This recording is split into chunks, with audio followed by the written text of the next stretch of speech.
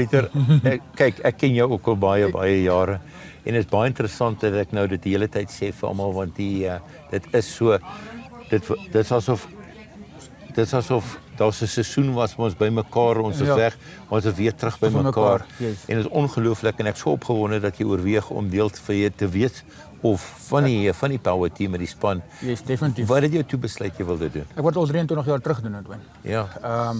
Maar ongelukkig het dit nie so uitgewerk nie, maar ek dink dit was nie my tyd daai tyd nie. Jy weet self vir ons deur was wat ons deur gegaan het om hier te kom. Ja. So maar ja, hier is ek.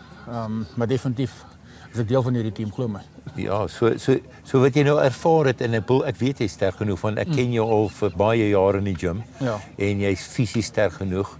Ek weet dit is 'n baie sterk kopding ook teen opsigte van 40 dae en alles dit. Sien jy kans daarvoor? O, verseker. 100%. En jy het great ondersteuning, Ja. En sê vir my teen opsigte van die ervaring wat jy nou al klaar gehad het met die trok. Is dit wat jy verwag het? Ja, ek het 23 jaar laas enigiets gedoen. Dis die groot ding. Ja.